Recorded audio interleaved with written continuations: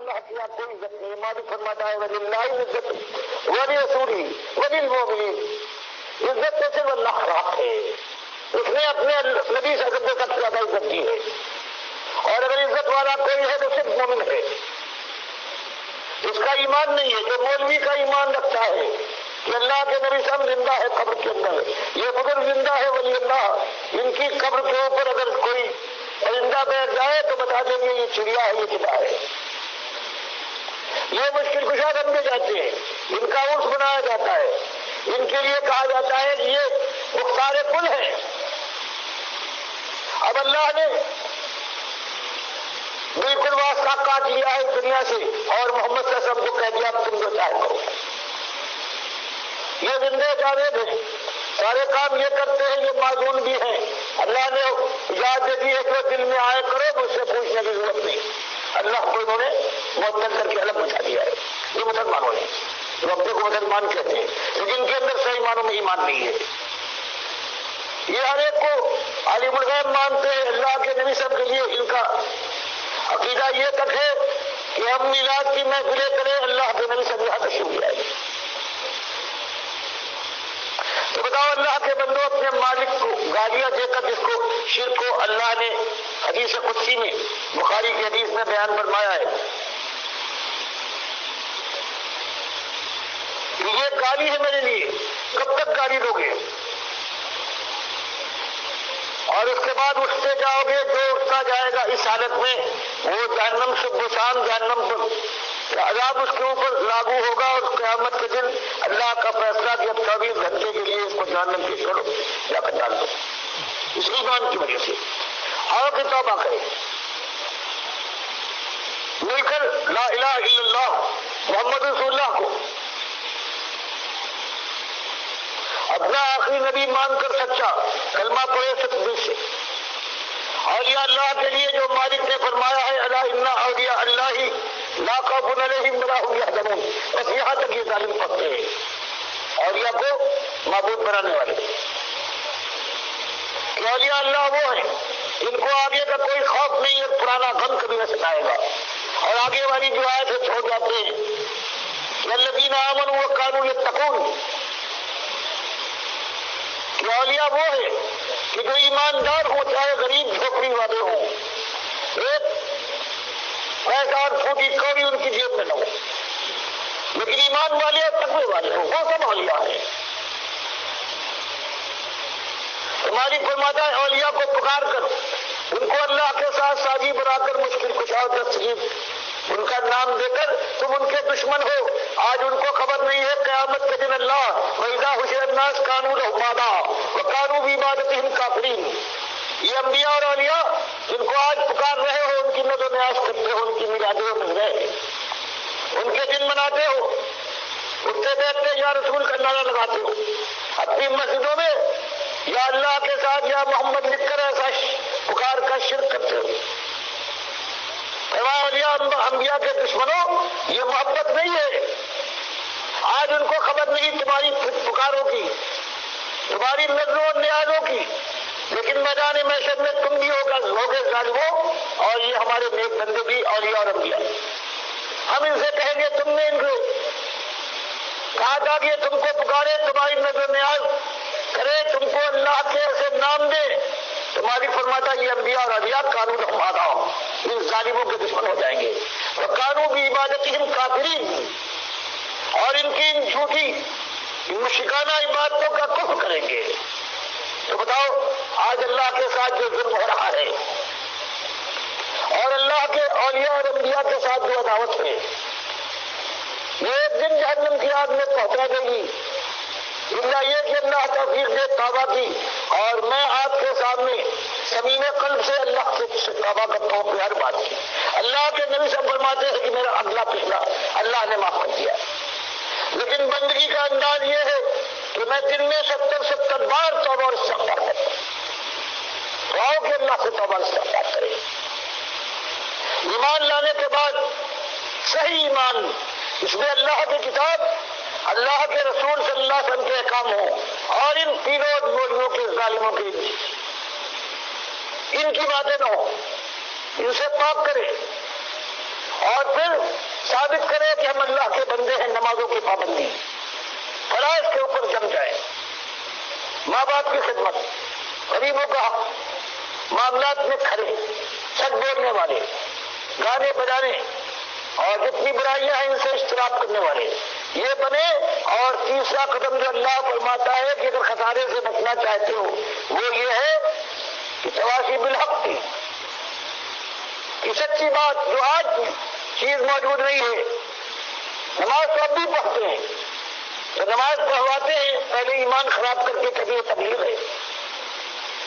پہلے کہتے ہیں کہ دیکھو یہ جو اولیاء اللہ ہے اپنی قبروں سے باہر نکل آتے ہیں، ان کی زیارت کو ایک جماعت آتی ہے، وہ بڑے سخی تھے،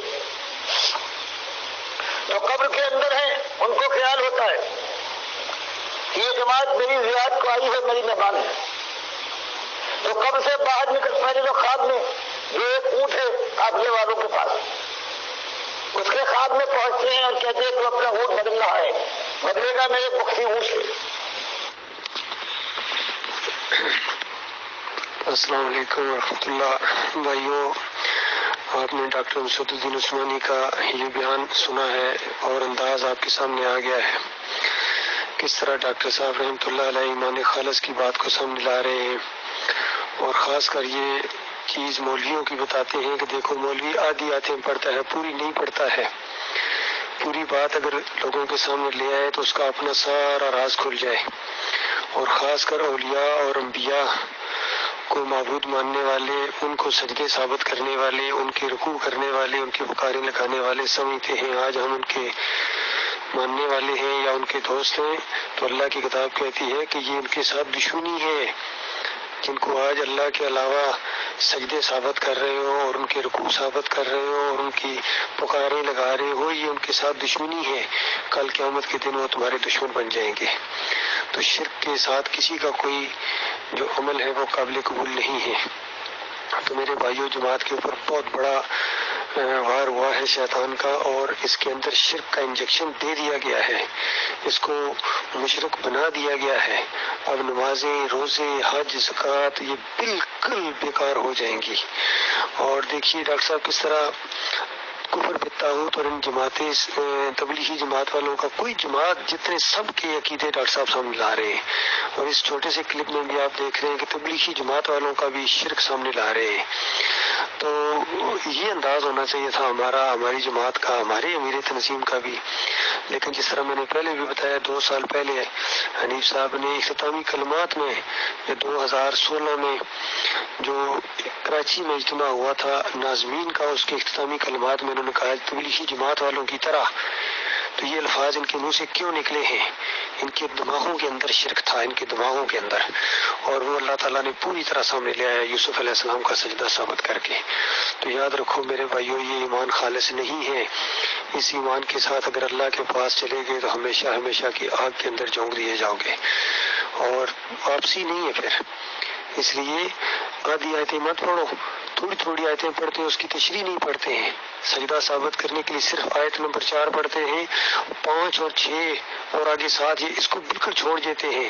6 نمبر آیت تو یعقوب علیہ السلام نے اس لی ساجدین کی تشریح کی ہے، بچے کو سمجھایا ہے کہ لی ساجدین کا مطلب یہ نہیں ہے کہ ایک دن ہم تمہیں سجدہ کریں گے۔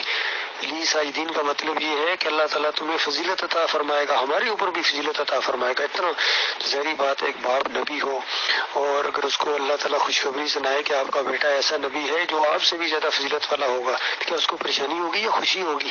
اس پر اللہ کا شکر ادا کریں گے یا کوئی جذبات پیدا ہوں گے، یا وہ اپنے بیٹے جو زیادہ فضیلت والے ان کو سجدہ ریز ہو جائیں گے؟ اتنا دماغ بھی آپ لوگوں کا نہیں کام کر رہا میرے بھائیوں۔ تو یہ ایک بشارت تھی، اس میں سجدے کا کوئی چکر ہی نہیں ہے، یہ زبردستی چونکہ دماغوں کے اندر سجدہ موجود تھا، اور ڈاکٹر عثمانی رحمۃ اللہ علیہ نے حالانکہ بتا دیا تھا، اس سے پہلے بھی علماء کہتے رہے، یہ نہیں کہ کوئی یہ مسئلہ ڈاکٹر مسعود الدین عثمانی سے شروع ہوا، اس سے پہلے لوگوں نے تشریح کی ہے کہ اس کی یہ یہاں سے کچھ لوگ اب شیطان اب یہ سجدہ کروا رہا ہے، نبی کو ثابت کروا رہا ہے، ابن کثیر کے ذریعے یہ معاملہ ہوا ہے۔ تو شیطان تو اسی موقع میں ہوتا ہے، تو جو علماء حق تھے انہوں نے اس کی صحیح تشریح کر دی ہے۔ لوگوں نے تو یہاں تک مفسرین نے جو بیان کیا ہے کہ جو بندہ یوسف علیہ السلام کو سجدہ مانتا ہے اس کے کافر مشرک ہونے میں کوئی شک نہیں ہے، یہ سید قطب شہید نے لکھا. اور بھی اسی طریقے سے اور جو بہترین تفسیریں موجود ہیں اس کو چھوڑ کر جو بدترین ہے اس کو لینا، یہ تو خالص شیطان کا وار ہوا ہے ان کے اوپر. تو ڈاکٹر صاحب رحمۃ اللہ علیہ نے بہترین تفسیر لی تھی جو قرآن کے مطابق ہے اس خروا لہ سجدا کی. تو اس سے پہلے بھی جو بلقیس کے تخت کا لانے کا معاملہ ہے، خضر علیہ السلام کا معاملہ ہے، موسیٰ علیہ السلام کا واقعہ، اس میں سے بھی لوگوں نے اس طرح کی شرکیہ باتیں نکالنے کی کوشش کی ہے. لیکن جو بہترین تفسیریں موجود تھی ڈاکٹر صاحب رحمۃ اللہ نے وہی لی ہے. وہ چیزیں تو آپ کو بہت پسند آئی ہیں ڈاکٹر صاحب کی، لیکن یہاں آ کے آپ کے گھٹنے ٹیک دیے گئے ہیں. یہ شیطان کا بڑا شدید وار ہوا ہے اور اب بات سمجھنے کی کوشش کرنے کی بجائے الٹی سمجھانے کی کوشش کر رہے ہیں. ابھی آ رہے ہیں میرے خیال میں 14 تاریخ کو یہاں لاہور میں، اور یہ سمجھانے کے لیے آ رہے ہیں. کیا سمجھانے کے لیے آ رہے ہیں جی؟ کہ یوسف علیہ السلام کو سجدہ مانو. تو بتائیے اب ان کا سفر کس کے کھاتے میں؟ سجدہ نبی کو سجدہ ثابت کرنے کے لیے ان کے سفر ہو رہے ہیں، دوڑ دھوپ ہو رہی ہے، ہر جگہ بحثیں ہو رہی ہیں، مال خرچ کیا جا رہا ہے. تو یہ توحید کے راستے میں نہیں ہے، یہ شرک کو ثابت کرنے کے لیے ہے. اور اللہ کا بندہ وہ ڈاکٹر مسعود الدین عثمانی رحمۃ اللہ علیہ، اللہ تعالیٰ کی کروڑوں کھربوں رحمتیں اس اللہ کے بندے کے اوپر، جس نے دوڑ دھوپ کی تھی، سفر کیے تھے توحید کے لیے. اس نے توحید کی دعوت دی ہے اور شرک کے دروازے بند کیے ہیں.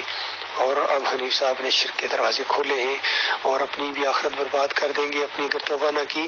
اس لیے بھائیوں پہنچو وہاں، لاہور میں پہنچو. 14 تاریخ کو یہ ہفتہ اتوار یہاں رہیں گے. ان کو اور روکو، بلکہ کہو پورا ہفتہ یہاں رہیں اور بات سمجھ کے جائیں. یہاں سے پوری طرح یہاں سے بات سمجھ کے جائیں کہ یہ سجدہ اللہ کو ہوا ہے. سمجھا کے نہ جائیں، شرک مت سمجھائیں ہمیں، ہم آپ کی وجہ سے شرک نہیں کریں گے. یاد رکھیے ساری کی ساری عزت اللہ کی ہے اور اللہ کے رسول کی ہے اور مومنوں کی عزت ہے. ہم جو پہلے عزت کرتے رہے ہیں وہ اللہ کی وجہ سے کرتے رہے ہیں.